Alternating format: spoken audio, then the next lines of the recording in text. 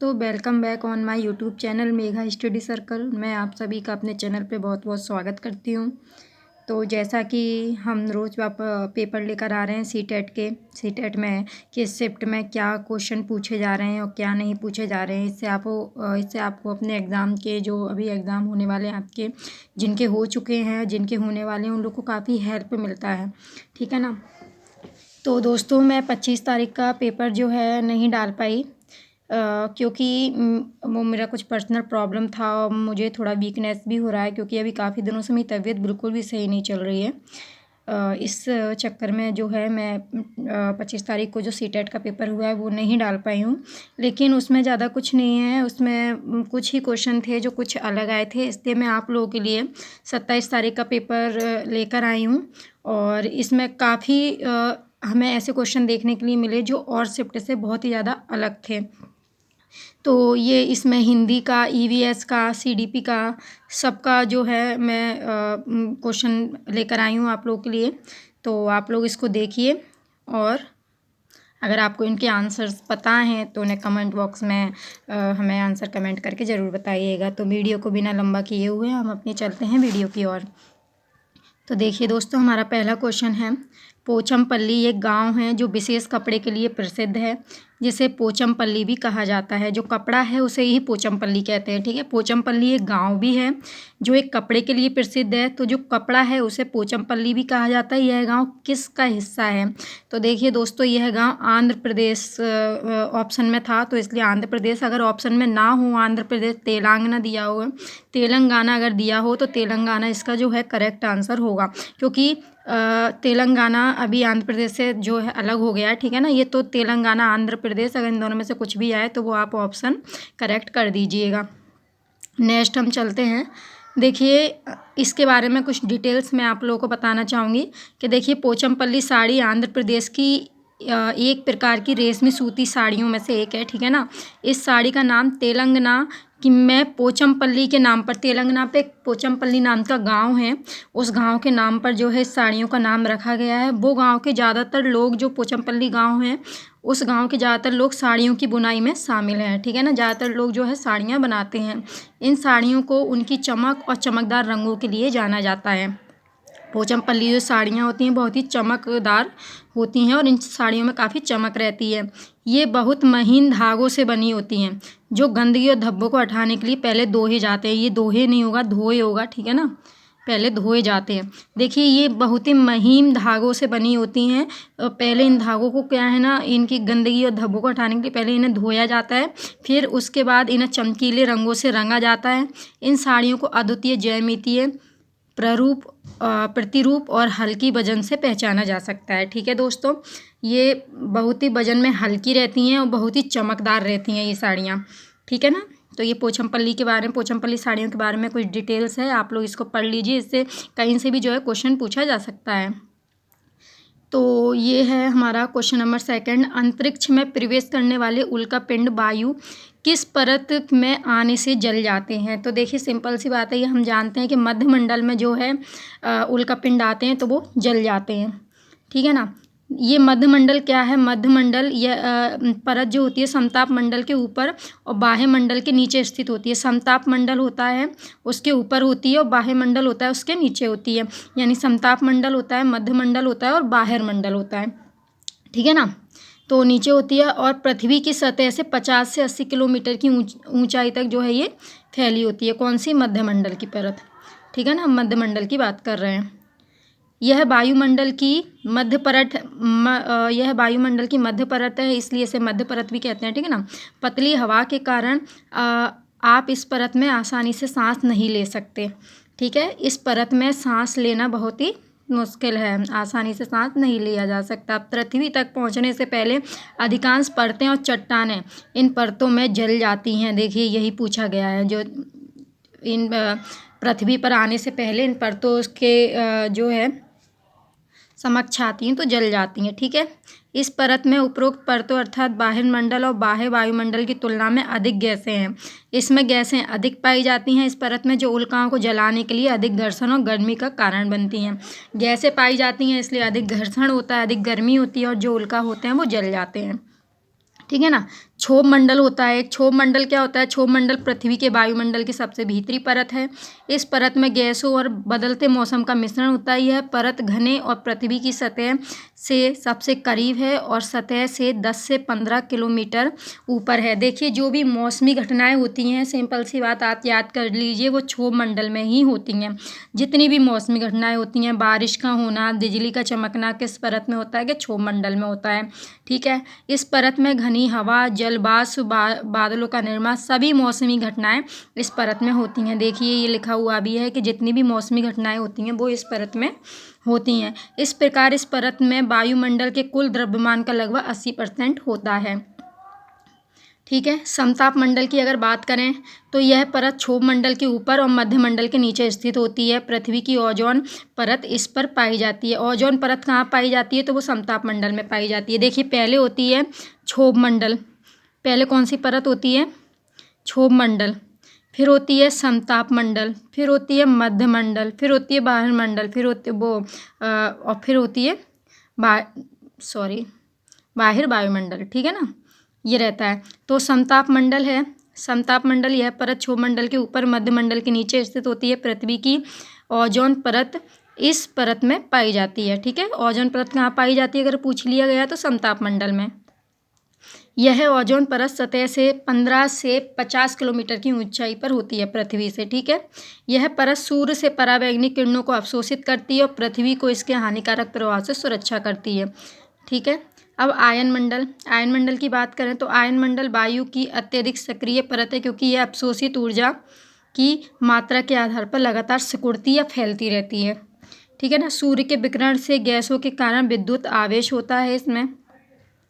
यह परत रेडियो संकेतों को प्रचारित करने और उन्हें पृथ्वी पर वापस भेजने में मदद करती है। जितने भी रेडियो संकेत जो होते हैं ना, वो सब किस में होते हैं? आयन मंडल में पाए जाते हैं। बाह्य वायुमंडल। बाह्य मंडल और मध्य मंडल के बीच में स्थित होता है। ठीक है। टोटल 6 परतें रहती हैं। तो थर्मस का अर्थ गर्मी की इस परत में सबसे अधिक गर्मी होती है और यह परत 4.500 डिग्री फ़ारेनहाइट तक गर्मी के उत्पादन कर सकती है। यह परत वायुमंडल की सभी आंतरिक परतों की तुलना में सबसे मोटी होती है। कौन सी परत होती है मोटी? ये वाली बाह्य वायुमंडल वाली। ठीक है ना, ये वाली बाह्य वायुमंडल। ये परत जो होती है वायुमंडल की सभी आंतरिक परतों की तुलना में सबसे मोटी होती है। अब आती है बाहिर मंडल। बाहिर मंडल यह पृथ्वी के वायुमंडल की सबसे बाहरी और पतली परत है। सबसे बाहर की तरफ यही होती है। इसमें कम वायुमंडलीय दाब होता है और गैस के अणु व्यापक स्थानों पर होते हैं। ठीक है। यह हीलियम, हाइड्रोजन जैसी हल्के गैसों से बना होता है। जो बाहिर वायुमंडल जो बाहिर मंडल की परत होती है, यह हीलियम, आर्गन, हाइड्रोजन ऐसी गैसों से बनी होती है। ठीक है ना। अब नेक्स्ट हमारा नेक्स्ट क्वेश्चन है कि मधुबनी पेंटिंग भारतीय चित्रकला की एक शैली है जो भारत में खालिस्तान के मिथिला क्षेत्र में प्रचलित है। देखिए, मधुबनी पेंटिंग से एक बार फिर जो है क्वेश्चन बना हुआ है 27 तारीख के पेपर में। मधुबनी पेंटिंग से क्वेश्चन काफ़ी बन रहे हैं। हर शिफ्ट में जो है बन रहे हैं, है ना। तो ये तो रिपीटेड क्वेश्चन है, बट क्या है, ये थोड़ा अलग तरीके से किस लैंग्वेज में पूछा गया है, इसलिए क्वेश्चन मैं आप लोगों के सामने लेकर आई हूँ कि अभी तक मैं आपको मात्र यही बता रही थी कि मधुबनी पेंटिंग से क्वेश्चन बन रहा है। मधुबनी पेंटिंग से क्वेश्चन बन रहा है, किस टाइप का क्वेश्चन बन रहा है वो मैं आज आप लोगों के सामने लेकर आई हूँ। तो देखिए, मधुबनी पेंटिंग भारतीय चित्रकला की एक शैली है, ये हम जानते हैं, जो भारत में खालिस्तान के मिथिला क्षेत्र में प्रचलित है। तो ये कहाँ पर प्रचलित है? झारखंड, उड़ीसा, छत्तीसगढ़ या बिहार? तो इसका करेक्ट आंसर होगा बिहार। मैंने ऑलरेडी राइट का टिक करके रखा है, जिससे क्या है, अगर मैं आंसर पे गोला नहीं कर सकूं, टिक नहीं लगा सकूं, तो जिससे क्या है आपको आंसर समझने में प्रॉब्लम ना हो, इसलिए मैंने पहले से उस पर राइट का टिक करके रखा हुआ है। ओके दोस्तों, देखिए अब हम कुछ और पेंटिंग है जिनके बारे में हम जानेंगे।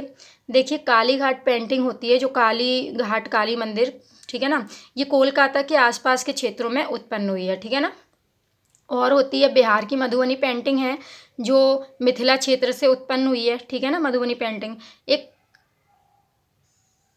कलमकारी पेंटिंग होती है, जो आंध्र प्रदेश और तेलंगाना से उत्पन्न होती है। ठीक है। तो ये पेंटिंग्स हैं, इनके बारे में जो है पूछ सकते हैं। शायद आज मधुबनी पेंटिंग के बारे में पूछा है, कल इनमें से किसी के बारे में पूछ ले, इसलिए मैंने आपको पेंटिंग्स के जो है डिटेल्स दे दिए हैं। देखिए, एक मधुमक्खी से क्वेश्चन बना हुआ है। मधुमक्खियों के बारे में नीचे दिए गए कथनों पर विचार कीजिए। प्रत्येक छत्ते में एक रानी मधुमक्खी होती है जो अंडे देती है, ए। बी है, एक छत्ते में केवल कुछ नर मधुमक्खियाँ होती हैं। नर मधुमक्खियाँ छत्तों के लिए बहुत महत्वपूर्ण होती हैं। छत्ते में अधिकांश मक्खियाँ श्रमिक मक्खियाँ होती हैं। इनमें से कौन कौन से ऑप्शन, एक ई भी दिया है कि नर मक्खियाँ शहद के लिए फूलों का रस एकत्रित करती हैं। इनमें से क्या सही है, तो हम देखेंगे। इसका करेक्ट आंसर है ए, बी और डी। ए, बी और डी। देखिए, ए, बी और डी क्या है। डी, ये भी करेक्ट है। ये क्या बोल रहा है कि छत्ते में अधिकांश मक्खियाँ श्रमिक मक्खियाँ होती हैं। बात बिल्कुल सही है। ज़्यादातर मक्खियाँ जो होती हैं, कौन सी मक्खियाँ होती हैं, श्रमिक मक्खियाँ होती हैं छत्ते में, ठीक है।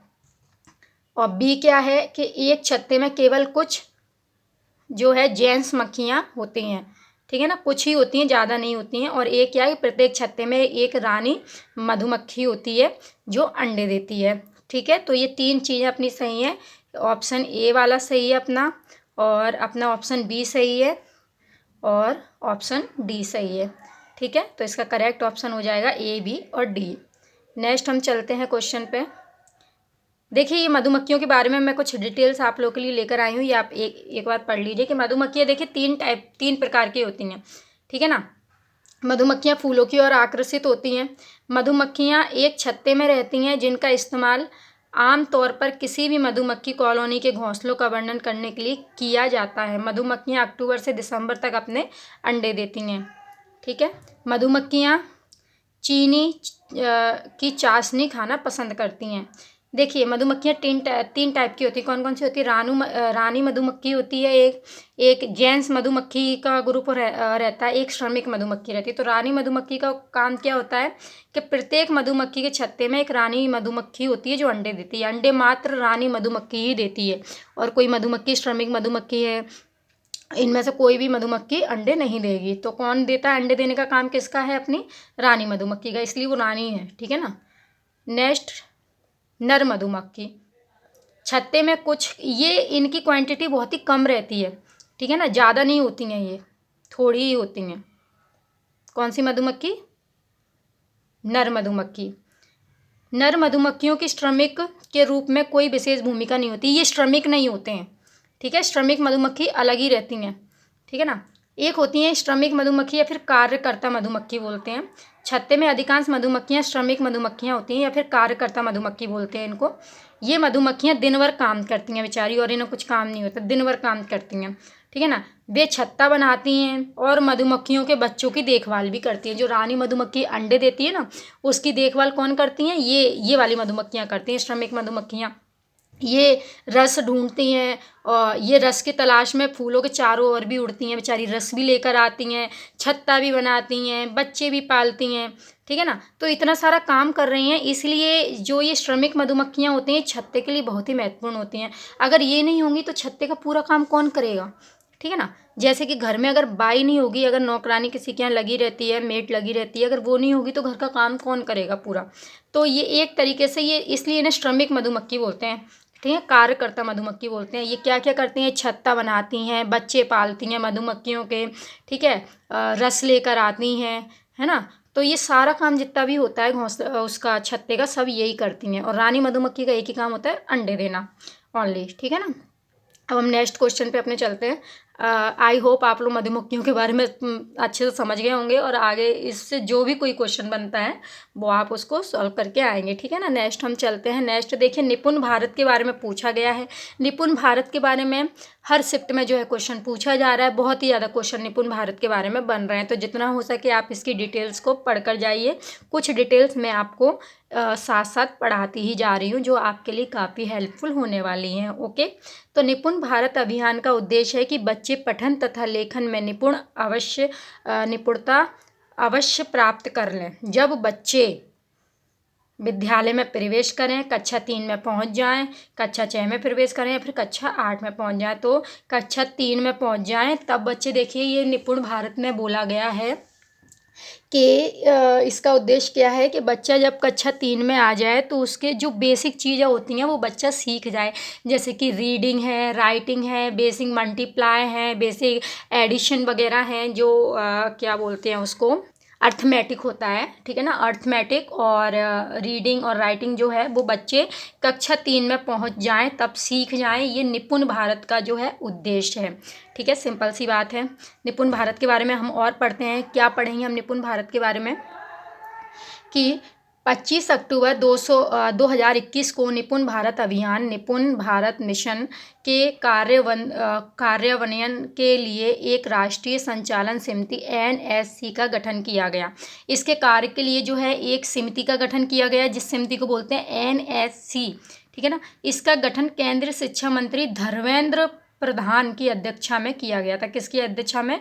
धर्मेंद्र प्रधान की अध्यक्षता में किया गया था, ठीक है। शिक्षा मंत्री रमेश पोखरियाल निशंक ने 5 जुलाई 2021 को निपुण भारत कार्यक्रम की शुरुआत की। तो अगर ये पूछ लिया जाता है कि शुरुआत किसने की, तो शुरुआत की रमेश पोखरियाल ने, ठीक है ना।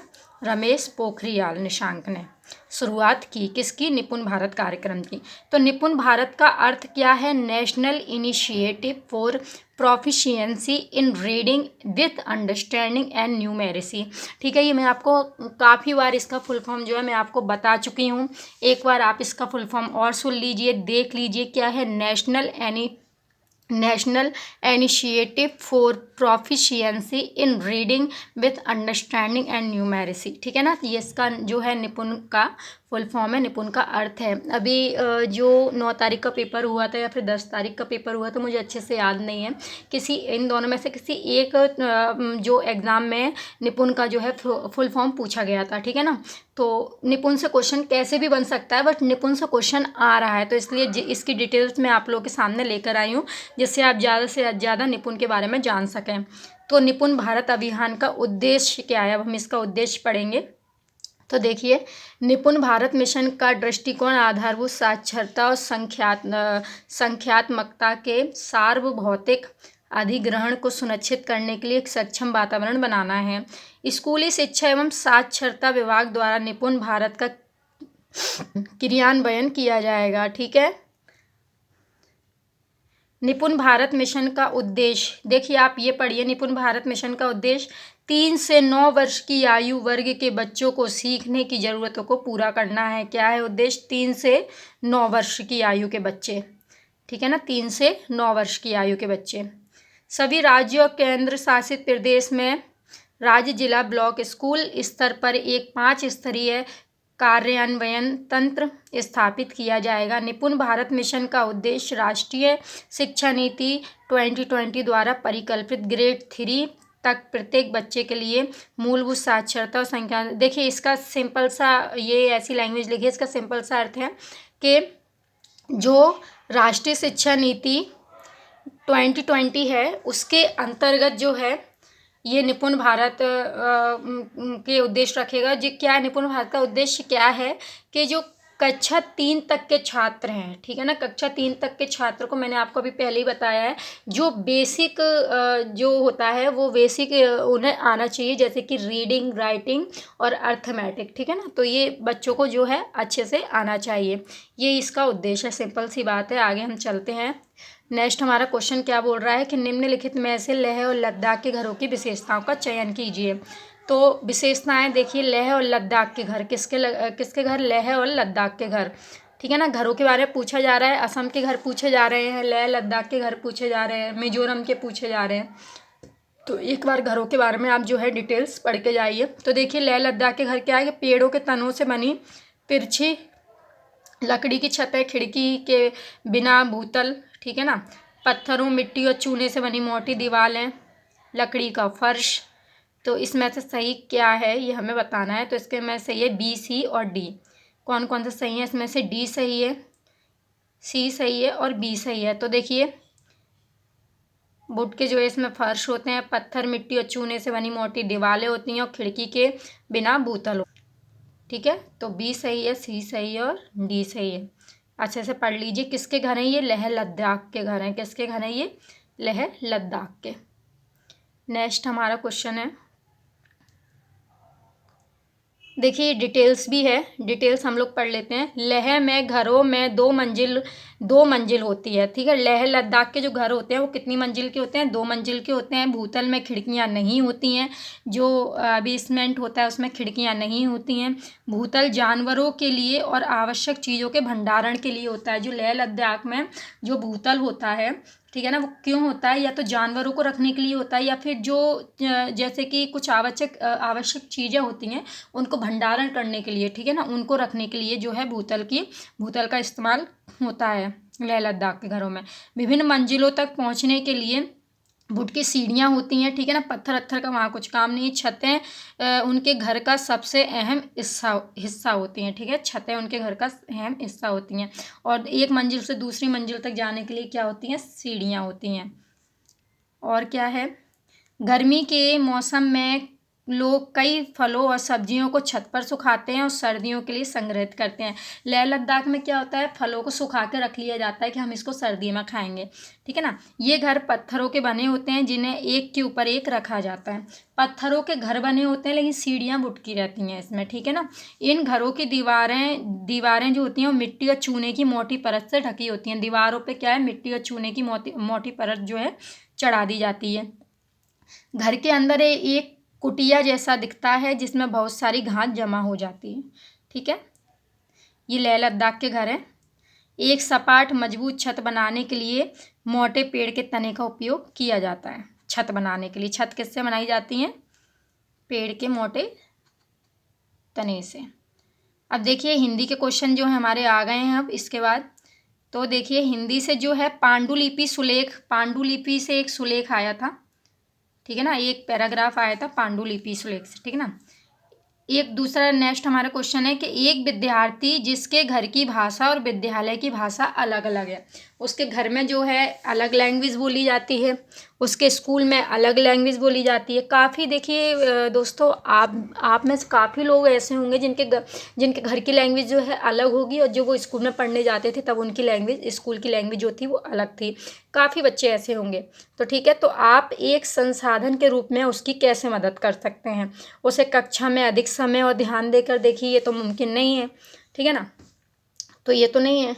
कक्षा में बहुभाषिता को संसाधन के रूप में प्रयोग करके, ये बिल्कुल सही है, ठीक है ना। बी ऑप्शन सही है कि बहुभाषिता के संसाधन को मतलब कई प्रकार की जो लैंग्वेज हैं उनको अगर उसके सामने लेकर आए, उन संसाधनों का प्रयोग किया जाए तो उसको जो है हेल्प हो सकती है।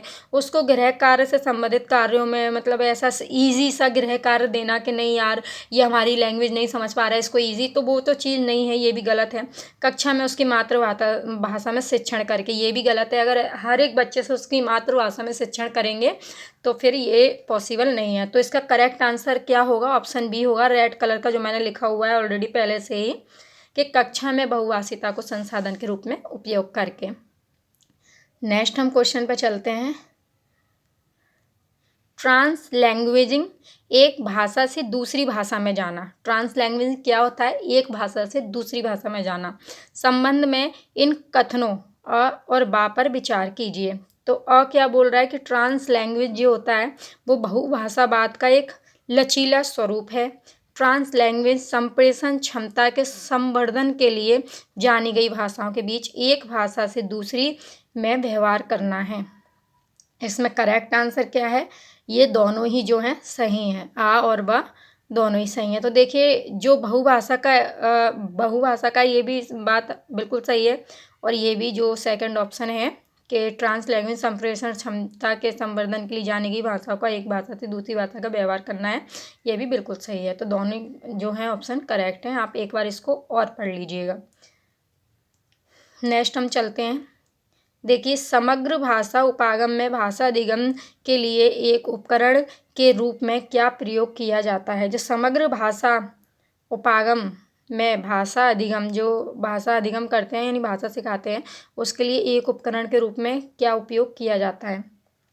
तो साहित्य इसका करेक्ट आंसर होगा, ठीक है। बाल कविताएं भी सही होगा, लेकिन बाल कविताएं एक रूप तक ही सही होगा। अगर साहित्य दिया है तो ये इसका जो है ज़्यादा अच्छा आंसर है, ठीक है ना। तो बाल कविताएं जो है आप नहीं करके आएंगे, अगर साहित्य नहीं दिया है तो हाँ बाल कविताओं पे आप टिक कर सकते हैं, ठीक है। लेकिन साहित्य अगर दिया है तो साहित्य इसका अच्छा आंसर माना जाएगा।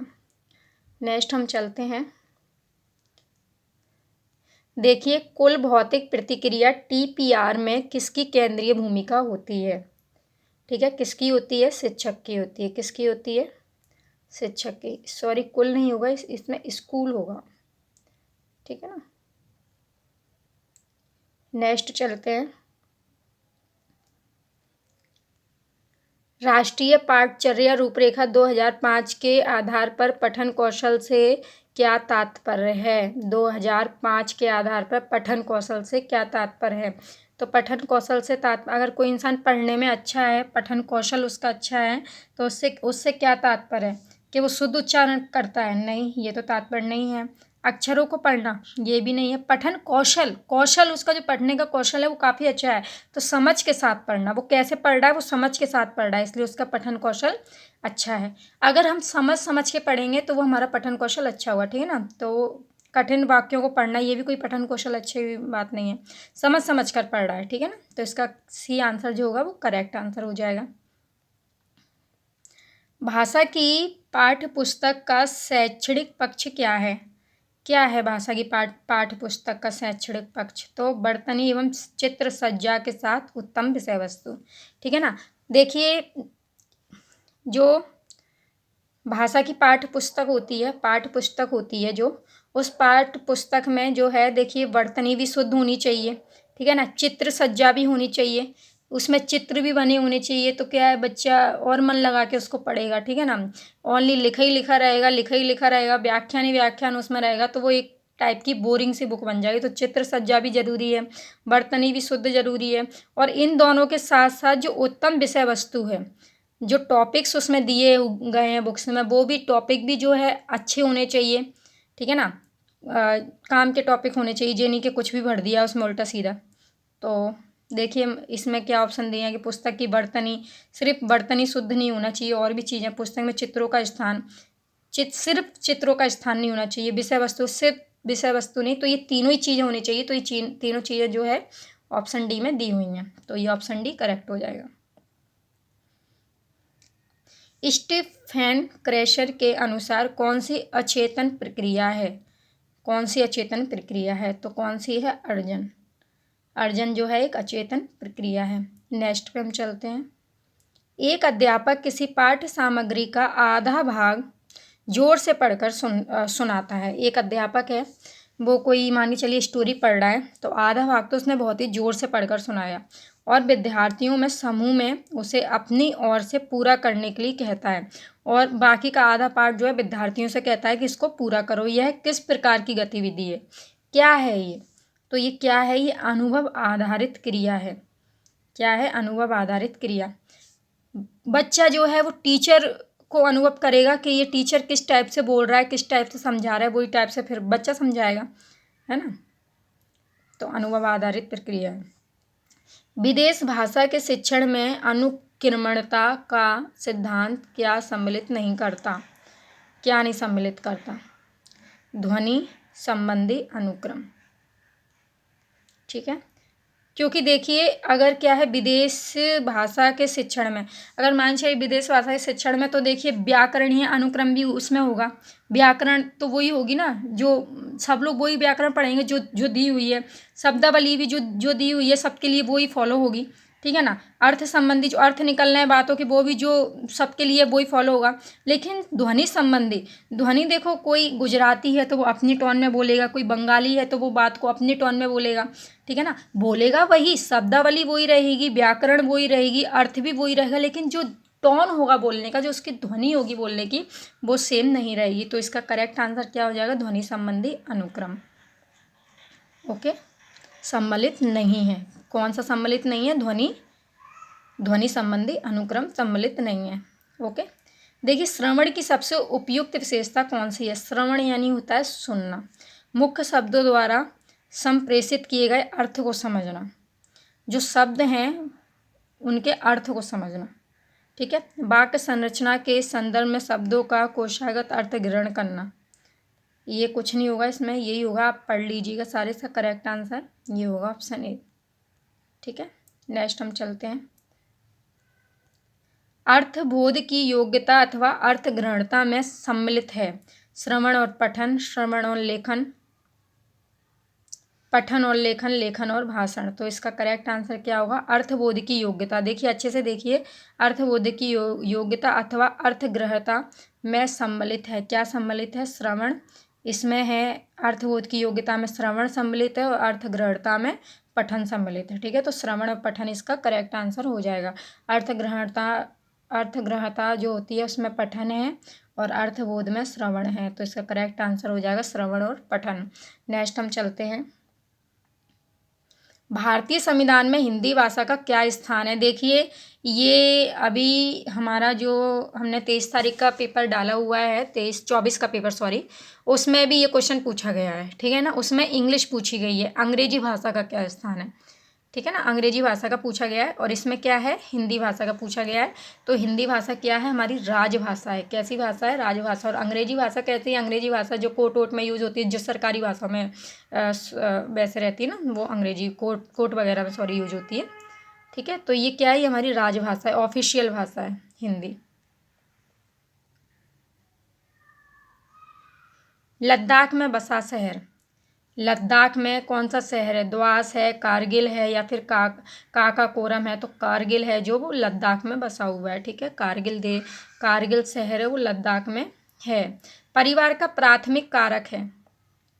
देखिए एजेंट पूछ लिए, मैंने आपको बोला था कि सोशलाइजेशन, वो एजेंट ऑफ सोशलाइजेशन पूछे जा रहे हैं ना, तो ये उसी से एक क्वेश्चन है। ठीक है ना, परिवार का प्राथमिक कारक क्या है? ठीक है ना, तो परिवार परिवेश। क्या है? परिवार परिवेश करेक्ट आंसर हो जाएगा। सोशलाइजेशन से ही क्वेश्चन है ये आई थिंक। ठीक है, देखिए प्याजे की किस स्टेज में सामाजिक और न्याय की भावना विकसित हो जाती है? सामाजिक और न्याय, जो बच्चा होता है वो सामाजिक हो जाता है बच्चा, वो न्याय जो न्याय की भावना उसके अंदर जो है विकसित हो जाती है। तो वो कब हो जाती है? अमूर्त, जब बच्चा क्या हो जाता है? अमूर्त की स्टेज की होती है। ठीक है ना, नेक्स्ट है, मांसपेशियों को आराम और विटामिन देने वाली ऊर्जा किससे मिलती है? विटामिन बी से मिलती है। किससे मिलती है? विटामिन बी से, कि मांसपेशियों को आराम मिलता है और विटामिन बी मिलता है। ठीक है, देखिए एक छात्र को विश्वास नहीं हो रहा था कि सांप के जहर से सांप की दवा बनाई जाती है।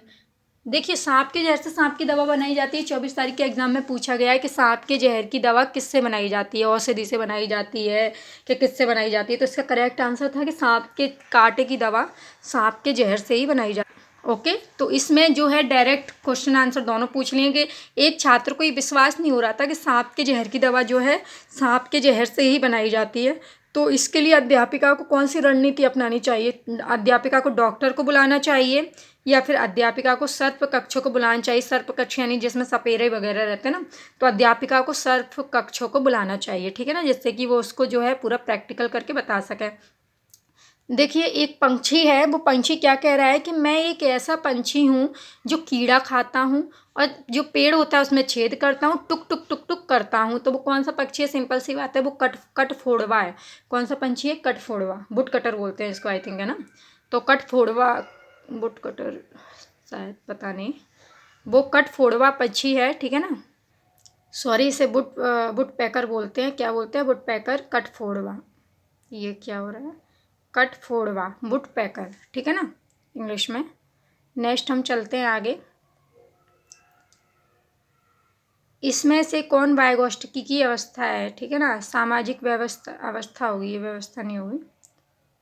नेक्स्ट, सामाजिक संस्कृति, संज्ञानात्मक विकास। तो देखिए सिंपल सी बात है, सामाजिक संस्कृति के बारे में हमने पढ़ा हुआ है, ये वाइगोस्टिकी से जो है संबंध रखता है। ठीक है ना, तो इसका करेक्ट आंसर भी हो जाएगा। नेक्स्ट हम चलते हैं, देखिए गीता एक खिलाड़ी है और वह एक डांसर भी है, उसके पास कौन सी बुद्धि है? गीता है वो एक अच्छी खिलाड़ी भी है और अच्छी डांसर भी है, तो उसके पास गतिविधि बुद्धि है। कौन सी बुद्धि है? गतिक बुद्धि। ठीक है ना, गतिक बुद्धि है उसके पास। नेक्स्ट हम चलते हैं, लद्दाख का सबसे ठंडा इलाका कौन सा है? द्रास जो है वो लद्दाख का सबसे ठंडा इलाका होता है। नेक्स्ट पे चलते हैं, निम्नलिखित में से कौन से कच्चे तेल पेट्रोलियम के उत्पादक हैं? तो कौन है कच्चे तेल पेट्रोलियम के उत्पादक? गुजरात और तमिलनाडु। ठीक है ना, गुजरात और तमिलनाडु जो हैं कच्चे तेल पेट्रोलियम के उत्पादक होते हैं, ठीक है, कच्चे तेल के। अब देखिए पेट्रोलियम, सबसे ज़्यादा पेट्रोलियम कौन से स्टेट जो है प्रोड्यूस करती है, ये क्वेश्चन पूछा गया है, ठीक है ना। और बी से भी क्वेश्चन बना हुआ है, जो मैंने आपको ऊपर देखिए बता दिया, मधुमक्खियों से रिलेटेड क्वेश्चन बना हुआ है। फाइन मोटर स्किल से क्वेश्चन बना हुआ है, ठीक है ना। ग्रॉस मोटर से भी बना हुआ है क्वेश्चन। 2 प्याजे के क्वेश्चन आए हैं 27 तारीख के पेपर में। एक बायोगॉस्टिकी का मैंने आपको बता दिया है ऊपर, ठीक है, कौन सा बायोगॉस्टिकी का पूछा गया। प्याजे का भी मैंने एक ऊपर बता दिया है, ठीक है ना। NEP से जो है क्वेश्चन बने हैं। नेशनल एजुकेशन पॉलिसी 2020 से क्वेश्चन आया है। निपुण से क्वेश्चन आया है, जो मैंने आपको ऊपर क्वेश्चन बता दिया है कि निपुण से कौन सा क्वेश्चन आया है। NCF से भी क्वेश्चन बना हुआ है दोस्तों, ठीक है ना। NCF का भी मैंने आपको बता दिया है, NCF 2005 का, ठीक है ना, ऊपर क्वेश्चन मैंने आपको बता दिया है, ठीक है। अंडरस्टैंडिंग बेस जो है ज़्यादा क्वेश्चन थे, ठीक है ना, अंडरस्टैंडिंग बेस ज़्यादा क्वेश्चन पूछे गए हैं। CDP की अगर हम बात करें तो प्याजे, कोहल व वाइगॉस्टिकी से क्वेश्चन, तीनों से बने हुए हैं क्वेश्चन। जेडपीडी से क्वेश्चन बना है। सामाजिक संस्कृति मैंने आपको ऊपर बताया था, ठीक है, वो वाइगॉस्टिकी के ही अंतर्गत आ जाता है, ठीक है। मेटाकॉग्निशन से जो है क्वेश्चन 24 तारीख में भी पूछा गया है, आज में भी पूछा गया है। 3-4 शिफ्टों से लगातार जो है मेटाकॉग्निशन से क्वेश्चन पूछा ही जा रहा है, ठीक है ना। तो आप इसको अच्छे से पढ़ कर जाइए, इस बार भी पूछा गया 27 तारीख के पेपर में। देखिए ग्रॉस मोटर स्किल, फाइन जो स्किल है वो भी पूछी गई है, और फाइन मोटर स्किल भी पूछी गई है, ठीक है। ग्रॉस मोटर भी पूछी गई है और फाइन मोटर भी पूछी गई है। ये पूछा गया है कि आम की कौन सी किस्म प्रकृति में बोनी चाहिए। नेक्स्ट पूछा गया है कि पेड़ों पर घर किस जनजाति द्वारा बनाया जाता है। शैक्षणिक समस्याओं के ग्रस्त बालकों को किस समस्या का सामना करना पड़ता है। ज्ञात का विलोम शब्द क्या होगा। दिल्ली से मुंबई के बीच के राज्य कौन कौन से हैं। ADHD में बालक किस तरीके से व्यवहार करते हैं। ADHD बालक वो होते हैं जो जिनमें अटेंशन की कमी होती है, ठीक है ना, ध्यान की जिनमें कमी होती है, वो ADHD से ग्रस्त बालक होते हैं। जेंडर से क्वेश्चन आया है, देखिए एक, ठीक है ना। और जीन पियाजे की किस अवस्था में बालक निगमनात्मक चिंतन करता है, तो ठीक है, पूर्व संक्रियात्मक अवस्था होती है वो, ठीक है। जारवा जनजाति किस राज्य में पाई जाती है। वन्य जीव सप्ताह कब से कब तक मनाया जाता है, ठीक है। वन्य जीव सप्ताह पूछा गया है। जल दिवस पूछा गया था एक पेपर में, ठीक है ना, आई थिंक 24 तारीख के पेपर में पूछा गया था। तो एक ना एक दिन जो है पूछा जा रहा है, ठीक है ना। तो आप जो अच्छे से दिनों को याद करके जाइए कि कब कौन सा डे है, ठीक है ना। राजाजी राष्ट्रीय उद्यान किस राज्य में है। चांद पृथ्वी के पास आ जाएगा तो समुद्र में क्या होगा। बसंत के समय कौन सी चिड़िया का, ये कुछ गलत लिखा हुआ है, कौन सी चिड़िया कुछ और होगा, आवाज़ निकालती है, ठीक है ना। नेक्स्ट है, देखिए अभी क्वेश्चन पूछा गया है, हाँ ये क्वेश्चन है। देखिए क्वेश्चन क्या बोल रहा है कि शिक्षक संकेतक की सहायता से 3 लाल रंग की पेन और 2 नीले रंग की पेंसिलों की ओर ध्यान आकर्षित करती है, ठीक है। एक पेंसिल की ओर संकेत करके कहती है यह पेंसिल नीली है। फिर 2 पेंसिलों की ओर संकेत करके कहती है ये पेन लाल है, ठीक है ना। एक नीली है, 2 लाल है। फिर एक अपने हाथ में लेती है और पेंसिल अपनी जेब में डालते हुए कहती है मेरे पास हाथ में एक पेन है और अब मैं पेंसिल अपनी जेब में रख रही हूँ। ये पूरी प्रक्रिया शिक्षण के किस उपागम का अनुपालन करती है। किसका अनुपालन करती है, ये क्या हो रहा है, ये प्रदर्शन उपागम हो रहा है। क्या हो रहा है, प्रदर्शन। एक तरीके से टीचर दिखा दिखा के जो है किसी भी चीज़ को समझा रही है, तो ये प्रदर्शन हो रहा है। क्या हो रहा है, प्रदर्शन, ठीक है। नेक्स्ट हम क्वेश्चन पे चलते हैं। व्याकरण अधिगम में अर्थ से नियम की ओर जाने का तात्पर्य क्या है। देखिए अर्थ से नियम की ओर जा रहे हैं, ठीक है, कहाँ से जा रहे हैं, अर्थ से नियम की ओर। क्वेश्चन को अच्छे से पढ़िए। अर्थ से नियम की ओर जाना होता है शिक्षार्थी पहले व्याकरण नियमों के प्रति समझ बनाते हैं, बाद में प्रतक्था में उनका इस्तेमाल करते हैं। पहले तो व्याकरण नियमों को समझते हैं, ठीक है ना, फिर बाद में जो प्रतक्था होती है उन पर उन नियमों को जो है इस्तेमाल करते हैं। नेक्स्ट हमारा क्वेश्चन है कि शिक्षार्थी के वाचन कौशल क्षमता को विकसित करने के लिए उपयुक्त आकलन कार्य कौन सा है, जिससे उनकी जो है वाचन कौशल की जो क्षमता है वो विकसित हो। तो क्या करना चाहिए, किसी श्रवण सामग्री को सुनना और इस पर प्रतिक्रिया देना। कोई सुनने वाली चीज़ को बच्चा सुनेगा और उस पर प्रतिक्रिया अपनी देगा, ठीक है ना। इसका ये भी हो सकता है वैसे रोल प्ले में किसी पात्र को अभिनीत करना, ठीक है ना। वैसे ये भी ठीक है, लेकिन इसके आगे ये जो ऑप्शन है ये ज़्यादा सही है, इसलिए ऑप्शन सी इसका करेक्ट आंसर हो जाएगा। ये क्वेश्चन क्या है, निम्नलिखित में से कौन सा अधिगम के लिए आकलन है। सत्र के अंत में इसका आंसर मैं डायरेक्ट आपको आंसर ही बता देती हूँ कि शिक्षण अधिगम प्रक्रिया के दौरान विद्यार्थियों की प्रगति की निगरानी और उसमें सुधार करने के लिए आकलन तैयार करना इसका करेक्ट आंसर होगा। नेक्स्ट है कि राष्ट्रीय उपलब्धि सर्वेक्षण, अरे सॉरी ये तो इसी का ऑप्शन है, सॉरी। नेक्स्ट क्वेश्चन है हमारा, प्राथमिक विद्यालय की एक कक्षा में कार्टून पुस्तकें, बहुत से चित्र वाली या पृष्ठीय छोटी छोटी पुस्तकें और समाचार पत्र रखे जाते हैं, ठीक है। कक्षा है, उसमें कुछ कार्टून पुस्तकें रखी गई हैं, कुछ कहानी कविताओं की पुस्तक रखी गई हैं, समाचार पत्र रखे गए हैं, जिन्हें विद्यार्थी जब चाहे तब किसी भी समय, जब उसे समय मिले तब वो उसको पढ़ सकता है। यह कक्षा में क्या करने का प्रयास किया जा रहा है, क्या करने का प्रयास किया जाता है, मुद्रित समृद्ध परिवेश सृजित किया जा रहा है, ठीक है। छात्र प्रथम, नेक्स्ट पे चलते हैं हम।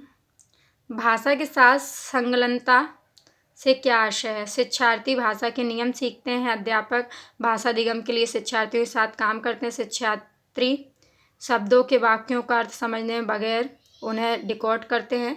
इसका करेक्ट आंसर होगा शिक्षार्थी भिन्न भिन्न उद्देश्यों के लिए भाषा का प्रयोग करते और सीखते हैं। पेडागोजी के क्वेश्चन हैं ये।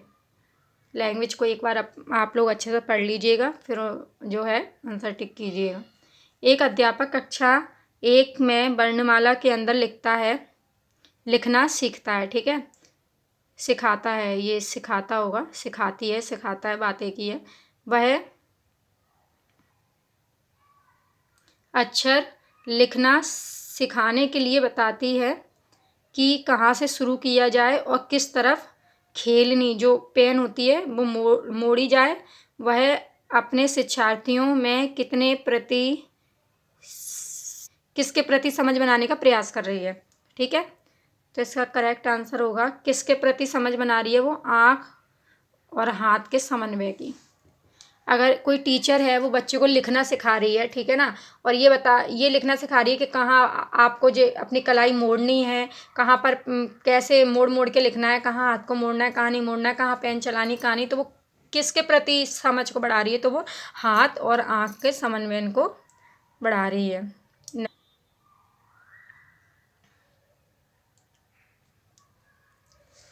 उत्पाद शब्द संपदा से क्या तात्पर्य है। वे शब्द जिन्हें हम लेखन और वाचन में प्रयुक्त करते हैं, ठीक है। वे मनोवैज्ञानिक कारक जो बच्चे की भाषा सीखने की प्रक्रिया को प्रभावित करते हैं निम्नलिखित में से हैं। बच्चे की भाषा में रुचि, माता पिता को प्रोत्साहन और उत्साहवर्धन, बच्चे के आसपास का परिवेश, पुरस्कार एवं दंड, ठीक है ना। तो ये तो नहीं होगा क्योंकि माता पिता को प्रोत्साहन अगर माता पिता का होता है, इधर को की जगह होता का, तो ये सही हो जाता है, ठीक है। का को में बहुत अंतर है। बच्चे के आसपास का परिवेश, ठीक है ना, तो इसका करेक्ट आंसर हो जाएगा क्या, केवल क ख और ग। कौन कौन से, क ख और ग, तो क ख खा नहीं है, बच्चे की भाषा में रुचि, ये इसका करेक्ट हो जाएगा। सेकंड इसका ये तो करेक्ट है ही नहीं, ठीक है ना, क्योंकि माता पिता को प्रोत्साहन नहीं, माता पिता का प्रोत्साहन होता तो ये सही होता। गा सही हो जाएगा, बच्चों के आसपास का परिवेश और पुरस्कार एवं दंड, ये भी सही हो जाएगा। देखिए दंड का यहाँ मतलब दंड से उस प्रकार के दंड से नहीं है, यहाँ पुरस्कार एवं दंड का मतलब यह है कि अगर पुरस्कार देने का मतलब यह है कि अगर बच्चे ने किसी क्वेश्चन का आंसर सही दिया है तो पुरस्कार का मतलब है कि बच्चों से बोला जाए कि ना ये इसने इसका आंसर सही दिया, उस सब में बताया जाए, उसका जो है तारीफ की जाए, ठीक है ना। तो ये एक तरीके से उसको अंदर से अच्छी फीलिंग आई, तो ये एक तरीके का पुरस्कार है। दंड मारने से नहीं है, ठीक है ना, यहाँ पे पुरस्कार दंड का मतलब वो नहीं है जैसे पुरस्कार और दंड होता है, तो अलग तरीका है इसका, ठीक है ना। तो इसका जो आंसर होगा वो केवल क ग घ होगा, करेक्ट है ये वाला। वीडियो हमारी ख़त्म हो गई है। ठीक है बच्चों, तो अगर आप लोगों को वीडियो पसंद आई हो तो हमारे चैनल को सब्सक्राइब ज़रूर कीजिएगा। मैं ऐसे ही सीटेट के अभी सीटेट के एग्ज़ाम चल रहे हैं, तो सीटेट के आप लोगों के लिए क्वेश्चन पेपर जो है लेकर आती रहूँगी।